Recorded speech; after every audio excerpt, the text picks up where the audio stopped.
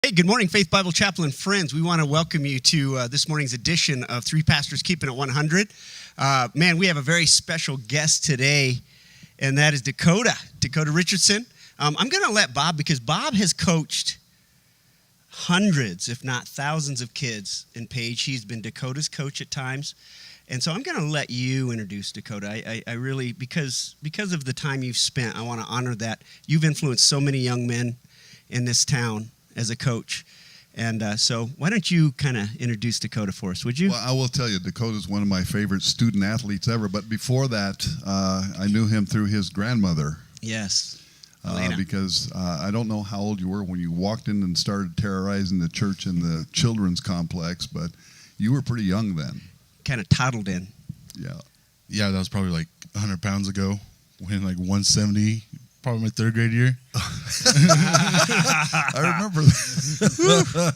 Yeah, he walked in. Okay. Yeah, I remember you as a little guy. Little fella. Yeah, back then, 170 in third grade. Now, come on, you're exaggerating a tad. Maybe just a little, probably 10 pounds less. Awesome. I want to get back to that kind of your beginnings in Christ, but I got to go to the sports thing because I was head baseball coach for many years. Yeah. And when you showed up on a field, I think I was helping, and I think I was a volunteer With Randall at the time, Coach Randall. Randall. Yeah. And Randall was boy. I tell you what, he was a good one. Oh yeah. He made you follow the line, man. He did. But I remember Dakota coming out, and I was kind of surprised. I'd seen him playing Little League and stuff like that, and I said, oh my gosh, what are you going to do with this guy? Big as a house, and he was a first baseman. And I said, well, a ball is not going to get by him. It'll hit him somewhere, and he'll be able to pick it up. Because that is true. He wasn't the smoothest infielder we've ever seen, and he wasn't the best ball player I'd ever seen. But there was one thing that was always consistent about Dakota. He always had effort, and he really wanted to be there. And I think he really, really enjoyed being around the guys. Oh, yeah. And that was one of the strengths of being part of a team, right? Absolutely, yeah. I just love baseball. The whole baseball thing, I knew I wasn't that good. Yeah, right. But I always tried my hardest. That was one thing about it. And I remember everybody just telling me, do track, that'll suit you more. But that whole thing with baseball going on, you being there really pushed me to that sport, especially with Ernie Rivers too. Exactly right. Good guy. Well, it didn't hurt that your brothers were baseball guys too. Oh yeah, and you guys kind of hunted in packs. Yeah. Well, let's talk a little bit about your time in high school, and at one point in time we're going to say what flipped the switch for you in terms of your relationship with Christ. But we were talking before here, and there's a picture I'll always have in my head that was really phenomenal because you were a team captain on the football team, and that's kind of where you made you made a little bit of a name for yourself. And we'll talk about wrestling too, but. The picture I always had in my mind, because I was announcing football games, I was calling the games and stuff like that, and man, I'd look down there and I'd see you, captain, jumping up and down in the huddle before the game started, and there your smaller brother, right, Cheyenne. How tall is Cheyenne? He's probably 6'4.5" right now. Yeah, and he was taller than you were, I think, at the time. At that point, and these guys are Navajo Sioux kids, and I'm saying, man, what in the heck have these guys been eating? Because you guys were houses. But then there was Hunter. He was a freshman. He was dressed with you guys. Yeah. And then there was Little River. Yeah. And he was the ball boy. And I thought, man, all you guys jump on. And I said, as a parent, I got to look out there and say, man, it doesn't get too much better than this. Yeah. And so that was kind of neat. But I want you to take us through kind of your glory years of wrestling. Will you do that? Oh, glory years. It was a good moment. That's when I was probably most physically fit at the time, right. And saw a lot of victories and losses, knows how it is to lose. Yeah. Man, one thing that bothers me still is just taking second those 2 years. And I can't let that go. It's kind of hard to let go. Other than that, even throughout my career, starting from second grade, it's just been second place. Middle school, state, second place. So, wow. I mean, when I look, the same guy? No, they're all different. Oh, okay. All different guys. Wow. Can't find that rhythm. I do good in the first 4 matches, getting into the finals. After that, I just something, I lose it. Huh. So I don't know. Now this is state finals, so you're talking about experiences with losing, and I was a wrestler too, but I had a lot more experience losing than Dakota did. So just so you know. Yeah, I think my overall high school record was 226. Yeah, 200 wins, 26 losses. So man, when I just talk about losing, I'm talking about the big matches. Yeah, which is a downer, but still an amazing record. Yeah, I'm proud of it and glad Rightly so. my brothers could look at it, look at me on the wall and take after it. Yeah, which I think they do. I used to look at the wall in the wrestling room. We have a wall of champions, and this is from state placers all the way up to champions. And me, I was just looking at those names every day, going after it. And so I'm glad my name could be up there for upcoming kids, and especially my brothers, especially with River. Yeah, River's gonna be way bigger than me. Hopefully, get his name up there pretty soon.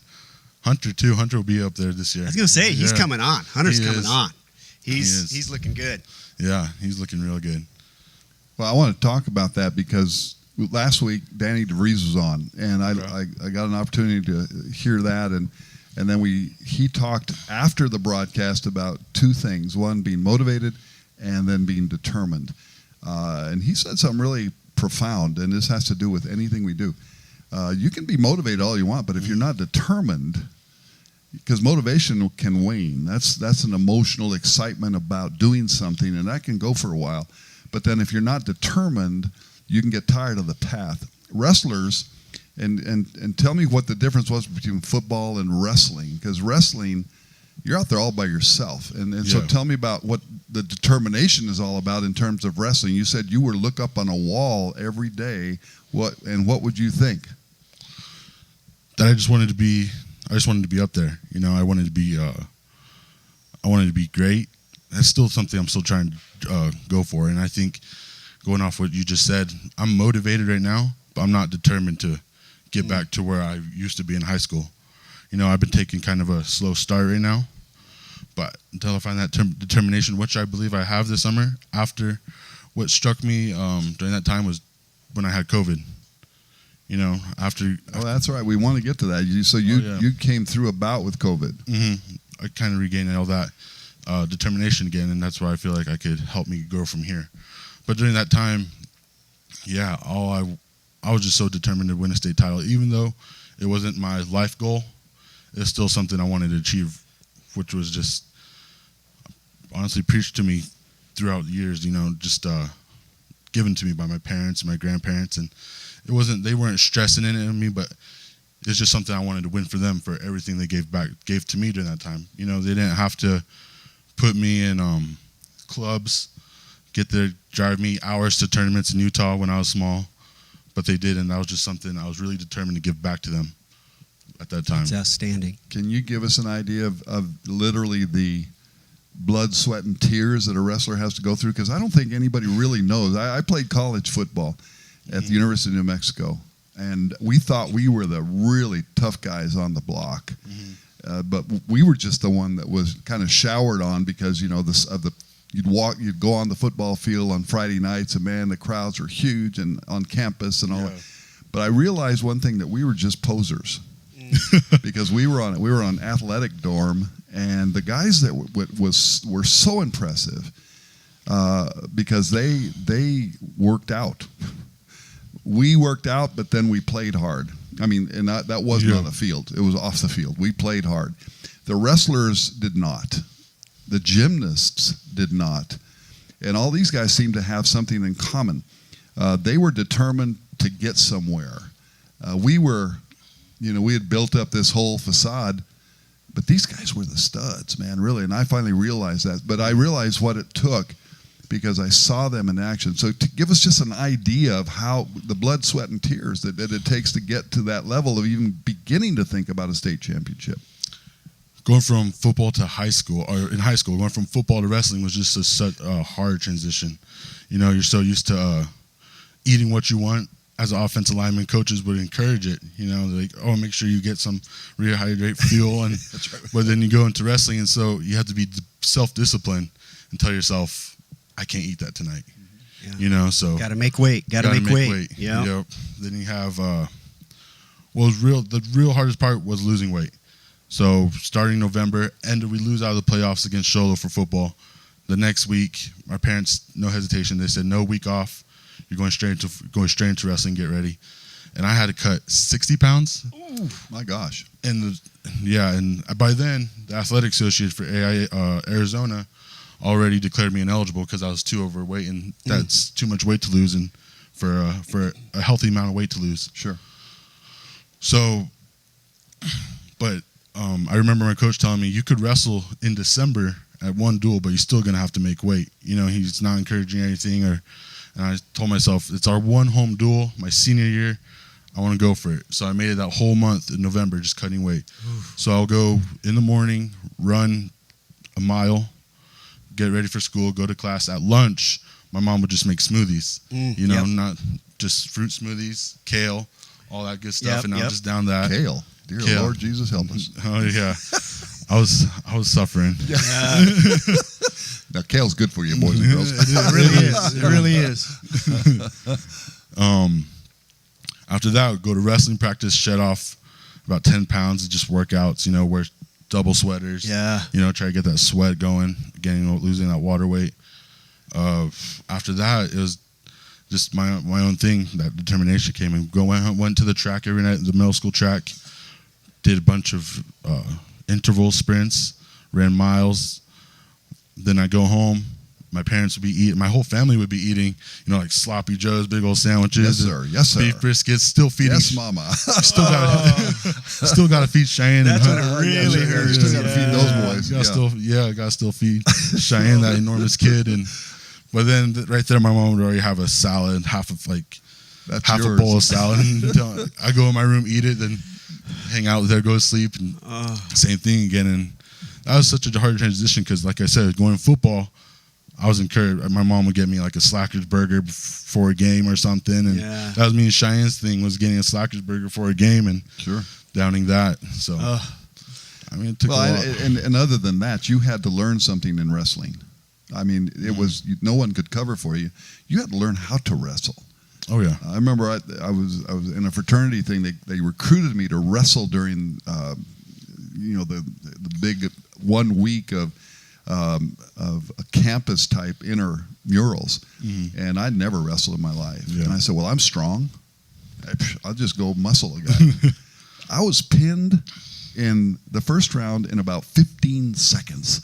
That guy had me down and twisted so bad, I said, I don't even know which way is up. I just heard, that's all I heard. And I said, I was so glad to be out of there. I mean, but you have to learn stuff. Yeah. And you have to really learn your craft and your skill, because wrestling, it's not necessarily the strongest guy that wins. No, that is true. I'm blessed that it was just, every year it was just felt muscle memory, as I would call it. And every time I go in, as a heavyweight, you don't have to learn the smaller moves like the 106, 100 pounds, right? Those 100 quick, pound those guys. real quick guys. Yeah, so me. Yeah, the little guys. So majority of the time it was just upper body brawling with the guys, and so. But for me, it was learning moves, because that's what I did like. And during wrestling season, I was starting to pursue wrestling offers and stuff, and so that's when I realized, I have to learn everything all over again, coming back to that point. So right. Then that's when I started teaching myself, and that's when Cheyenne comes in, Hunter comes in, and they help. We always go on YouTube and look up new moves and stuff and work on. Used to work on each other. Yeah, that drill. Yeah, even in the living room. Yeah, every time we got a new rug, we called it our new wrestling mat. There you go. Oh man, I can't imagine how many lamps I bet you guys wore through broken. a couple too. Oh man, we had how many lamps were broken, how many doors were broken. So much. Walls, holes in the walls. Holes in the walls. Yeah. We had 3 boys and a girl, and of course they prided themselves in their athletic prowess. And the funny time is when everybody had left the house and they'd come back and they start talking about how good they were. My daughter wouldn't say a word. All she would do is she'd be gone for a minute, and she'd come back, and then she'd just start moving this hand like this, or this one, I can't remember which, and all she was showing was her state championship ring. And the guys just shut up. So I'm going to mention one tough thing. Okay. You worked hard on wrestling. All your brothers worked hard on wrestling. I don't know how much Cheyenne wrestled, but I know that you guys worked really hard in your wrestling. Hunter's doing the same thing. River's doing the same thing. Same path that, they're kind of following you. But here comes a kid who plays basketball, and he's getting to the point where he's dominating on the basketball floor, and all of a sudden his senior year he makes an incredible decision. He's not going to play basketball. Of course, basketball coaches are devastated, but now the wrestling team has filled that void they have in terms of the super heavyweight, right? Yeah. And now you got second place twice, working your tail off in the wrestling room for all those years. Cheyenne Richardson, I'll look you in the face and tell you, he does something that's ridiculous. Mm-hmm. He, first year wrestling, goes down to the state tournament. I don't say he breezes through it, but he ends up winning the state championship. Correct. Yeah. Explain that to me, Lucy. Oh, man, I don't know I honestly didn't know where that came from. He was already in the start of basketball season, and he comes back from a Winslow game. I believe they happened to lose. Right. And he's determined at the time. He says, I want to win a state championship in something. I want to show you something, brother. And he's asking me, should I do wrestling, man? Do you think I'll do good in wrestling? Right. And I was like, yeah, dude, you'll be great. I mean, you'll accomplish a lot. I mean, I took second. I'm pretty sure you'll place at state. I don't see any competition to get you not to place at state. And he's like, yeah, okay, I'll do it. And so that whole time, I was just watching him practice and stuff, keeping a distance, because he doesn't really like my help sometimes, which I'm okay with. But sure. But it's a family thing. I think it's just he thinks he's so taller and bigger than me, then he likes to keep have that chest out a little bit towards me. But it's okay. But anyways, so he only wrestled about 15 matches total that whole season, and he was majority on time JV. So in the beginning, but so coming to sectionals, he makes varsity, goes into sectionals, wins it all easy, then goes into a state tournament, and then I happened to be in his coaching corner because that last couple of weeks from the sectional tournament, I showed up more at the practice and I started teaching him more stuff, and because all he did was just literally manhandle people and toss them around. Wow. Leg trip, kick him behind the legs, drop him, and just fall on him, and that was a move I'd never learned, but he did it because he has lengthy arms and legs, so, long limbs. Yeah, he does. So, but that whole time I was thinking, is he gonna do the state tournament? He was just pinning, and I couldn't believe how easy he was making it look. I mean, I still haven't found the words for it because I was in his corner. Once he won the state tournament, I was just jumping up and down. I sometimes think I think it was greater for me to be in his corner watching him win than me winning it myself. Yeah. Watching my little brother do something that I could never was just such a greater feeling than what I could have felt when I won. How awesome is that, man? Yeah, so I was really supportive of that. I got to see that, and I saw you jumping up and down, and that was, like I said, that was worth $1 million right there. Yeah, right there. That was really awesome. Well, and what that says about you as a man. Mm-hmm. It says great things about you and your family. Yeah, and thank you. And so, well, I want to get back to we get back down to roots and what makes us who we are. Mm-hmm. Because I know you've had a relationship with the Lord for quite a while. Yeah, and I know you were kind of raised up in Faith Bible Church, but back on Vista, you guys were there. Your grandmother was just vital to the ministry, and we knew Myron extremely well, and he was part of it as well. And I mean, they were just really part and parcel of the body of Christ with us, and it was just always awesome to see you guys. But tell us about your journey, and at some point in time, we all get into that point where now we realize we're not part of this church and we're gone, and now we have a choice. What do we do? So just to give a little rundown of my relationship with you guys, I've been, like I said, since this church was over on Vista. Yeah.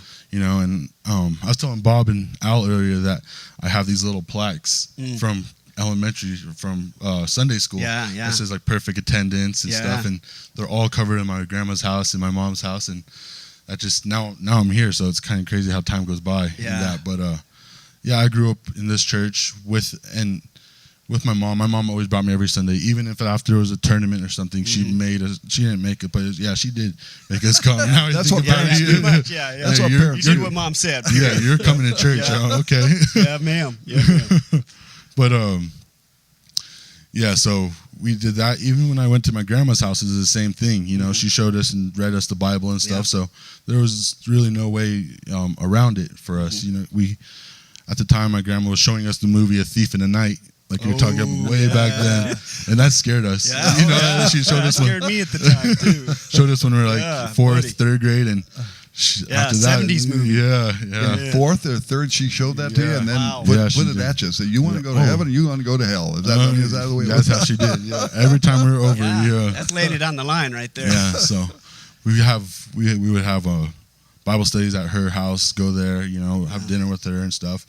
So I did grow up around a lot of this good Bible. Yeah, good Bible people, and I'm fortunate for that. But I probably didn't realize myself that I needed this personally this past year. So I moved down to Phoenix thinking I was going to play college football. Yep. But took a different route, decided I need to explore my options, because right now I'm just trying to figure out what I want to do. Mm-hmm. And so I went into construction, electrical work. So I was doing that from August 2019 last year till May. Mm-hmm. So I was doing that, but at the same time I was going to church. I was really missing something. I felt I was really missing something, and I wasn't going to church down there for the first 3 months, and finally I discovered Bell Road Church. Mm-hmm. So I went down there, went to go check it out, and it was a great church, great church, non-denominational. Pastor Tyrone's great. Yeah. That's where I kind of realized that I need to do this myself. Yeah. All these years I had my mom bring me in, I had my grandma bring me in, and I always had assistance. Yep. But while I had that empty feeling, hey, maybe I'll go to check this out real quick by myself. Yeah. So I went, and man, I lit up during worship. Awesome. I think one of the greatest things I find is worship. Yeah. I really, really love worship, really connecting to worship. That brought me, so I kept going, started doing them Wednesday nights after work.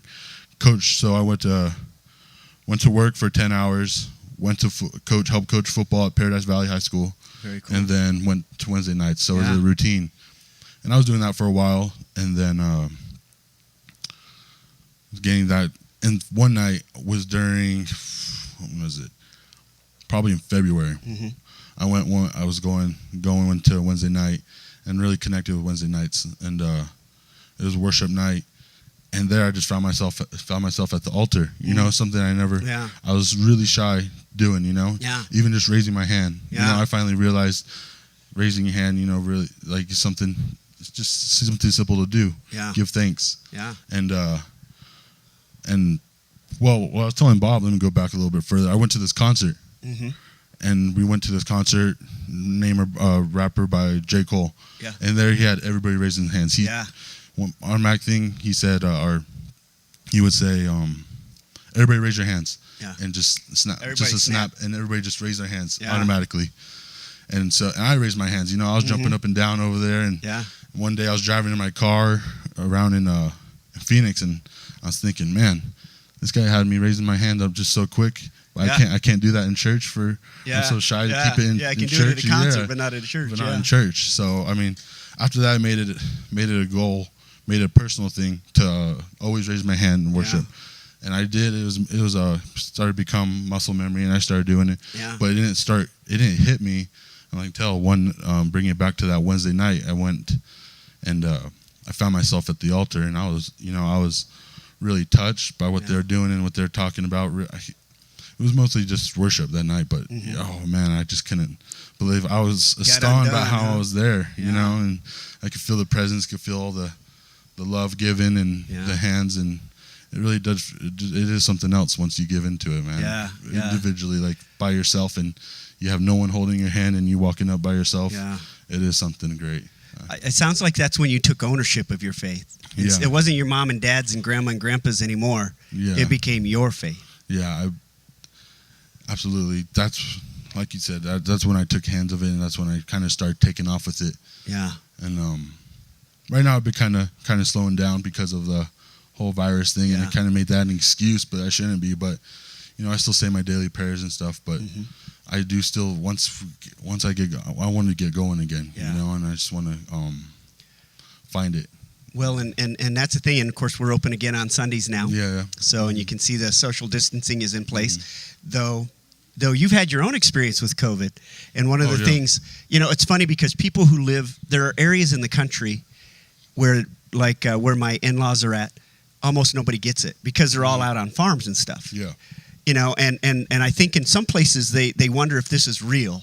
But if you're around this area where you've got friends and loved ones, here people have lost someone, especially on the reservation. Everybody's lost people.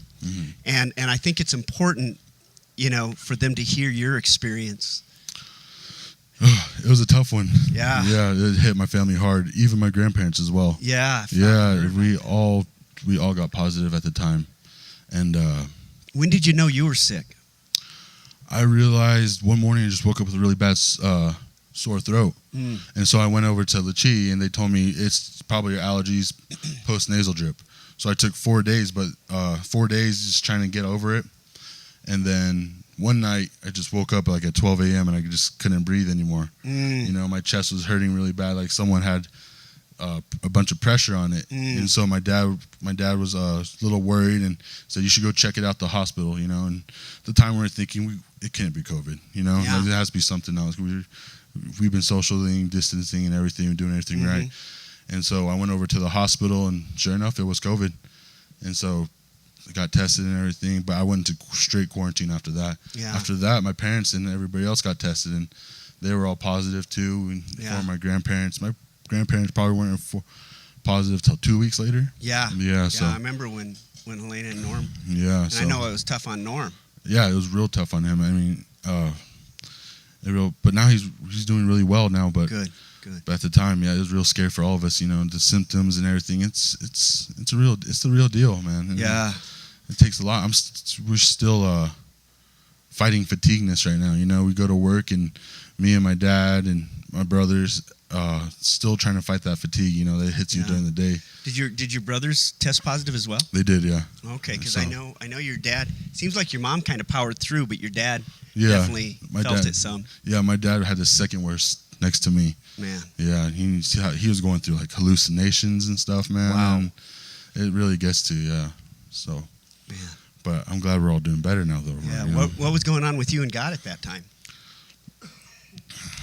Oh, all I remember was praying a lot. Praying for a lot. But at the time, in the beginning of it, I was I felt in the beginning when I realized when I knew I was positive for COVID, and I was scared at the time, because I heard something like it affects bigger people more, and at the time, even right now, I'm not in the best shape of my life, so I was kind of worried, So I was praying to Him, but I had a strong presence on my heart, to not ask this time, to not ask, because I always felt like through everything, I only ask when I go through difficult situations. So instead, I started thanking Him. Thank you for letting me be alive today. Thank you for spending this time with my family. It was really thank you for the opportunities you give, and it was just something like that. And I felt like it did help me better. It really calmed me down more, and especially during the times when you stop, like feels like you stop breathing. And I just had to. That's all I said was thank you. Thank you for putting me in a situation where I can learn from you or trusting you a lot more than what I have been. Wow. So that's why. That's powerful. No, that's really powerful. That's what I got People from it. People need to hear that. People need to hear your story. So, I mean, since COVID, I mean, I've been just praying and trying to, still thanking Him. I'm trying not to ask too much, ask a lot, because like I said, I've been feeling like I've been doing that during the times I feel like I need Him. I never. So But now I'm just gonna try. I'm trying to work onto being consistent. Yeah. Being consistent about it, and bring my Bible. I carry my Bible with me in the car. Yeah. Here and there, I'll start picking up a scripture to read it. Christian music, I'll blast that just as I would any other music. Yeah. Blow out my speakers or something. So Yeah, there you go. If you hear "We Believe" by New Boys, that's probably me going down the street. That's awesome. I love it. I love it. What was a go-to verse for you, or something that God just brought to your mind? Because in what you said is, as Manny said, it's so important that we get into that area of thanksgiving. And what that does, according to Psalms 100, it puts you into God's presence. Yeah. When we start doing that, and we actually invite Him to fight our war, because He says, "I'll fight your fights. Just come to me." Right?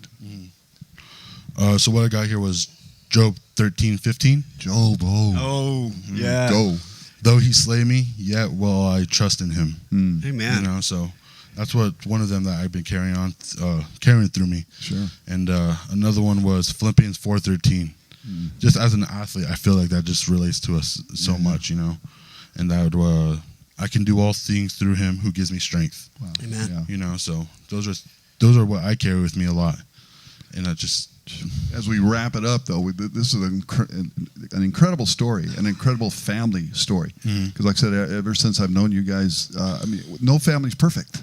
yeah, And the fact is that we're messed up people seeking a perfect God. You know, we really are, and it's no more evident than in families. But you keep that going, you keep that core belief until your children actually seek that for themselves, and that's what's great about this. But so, what is your vision? Where are you going to go? Because I don't know that you're going to be here in Page forever. no. Right now, I feel like I have a platform. You know, I've been just having this feeling that, you know, don't settle.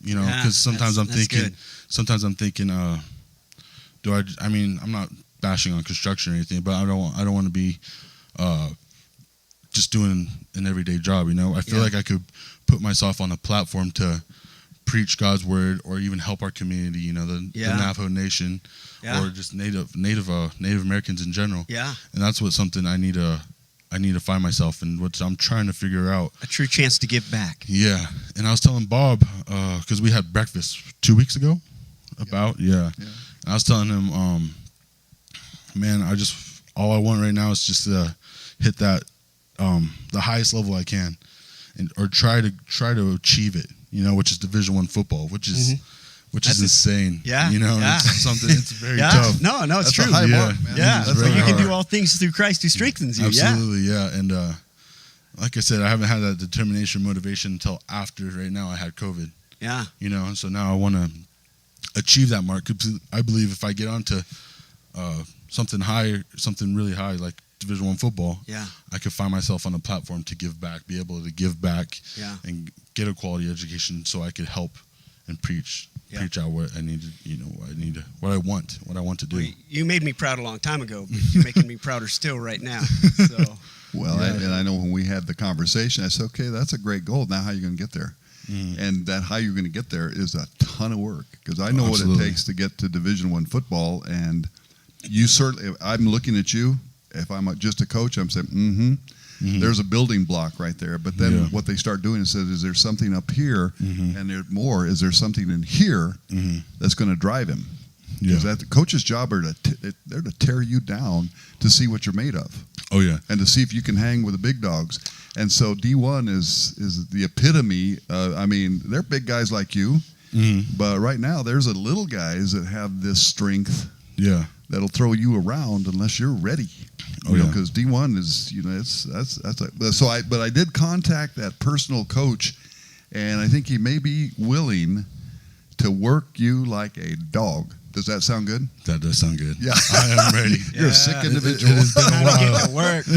That's it. You got to get to work. Yeah. Oh man, I tell you, that's quite a vision. It really is. Yeah. But hold on to that one thing. God has put something in your heart to give back, and then you really know that is God, because Jesus' ultimate message was serve.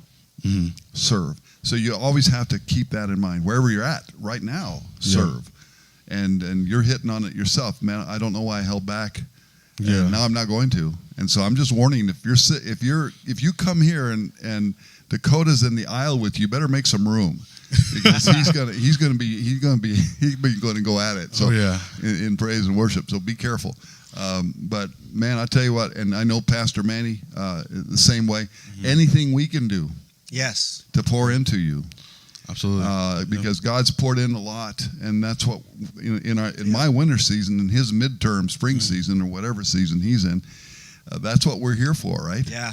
I'm in the fall of life. You're in the fall, and I'm in the winter, so yes. I know where I'm at. Yeah, I might be like mid-November, but yeah. I'm late December. I'm looking at Christmas right in the eyes. But no, I mean, that's what the body of Christ is about. Yeah. And I know, well, don't ever hesitate to call, Yeah. Oh, if it's just I always enjoy getting to break bread with you. Yeah. That's always been a real fun part. Yeah. I got to get Cheyenne to talk. He just doesn't talk. He's not a big talker. But you know what? He's an awesome young man. Yeah, all the guys quality are. young man. Very, very high quality. And so keep that vision. I will. And really keep circling around that. How do I serve? How do I serve? Wherever you're at. Absolutely. Right? Yep. That's awesome, Yeah. man. I'm so sorry that we're out of time. This went crazy fast. Oh, no, you're fine. Thank you for having me. Man, well, we're glad to have you. And if you're around for a while, maybe we can have you back. Yeah, that'll be no problem. We'd love to have you back it. sometime. Yeah, I enjoyed it. So I think it'd be really crazy to get you and your brother here at the same time, get you and Cheyenne on the same. Man. That might get a little out of control, but you know Cheyenne is so quiet though. Yeah, but there's crazy side in him. Yeah, you don't know how many times we still try to prove who's the better wrestler. Oh yeah, I believe it. Hey, we could do that on live. Matt right We here. could do that live. Not in the sanctuary. I don't think there's enough room for us just standing around.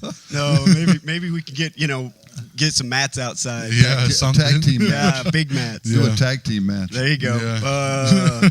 I'll just referee. Oh no, I'm talking about Cheyenne and River. And there you go. Dakota And Hunter. Yeah, that would be. Let's tag team it. Well, River's like 140 right now. So Really? He's a big guy. Oh my gosh, I haven't seen him in like probably 2 months. He's a hoss. You Yeah. know, he's not. No surprise though. Yeah. I mean, I saw him before, He carries Hunter around on his back, and Hunter was like 170, but he could pick like. Oh my piggyback goodness, Oh, boy. That's so crazy. Yeah, Hunter's built different than you guys. Oh, He's Yeah, like he's a different he's like a framework. greyhound. Oh yeah. Yeah. He's way different. He's lean and clean. Javelin. A little feisty one though. Yeah. I'll Oh yeah. tell you that. Oh yeah. Well, growing up with you guys, you better be tough, or Oh, you better true. go hide. So, That is true. And I know Hunter shows up. So. All right. Well, man, we want to thank you for being with us today. Thanks for hanging in a little bit long, but man, I think it was well worth it. I know for me, it's been well worth it. So God bless you guys. Hopefully we'll see you on Sunday, and then for sure we'll be here next week. God bless.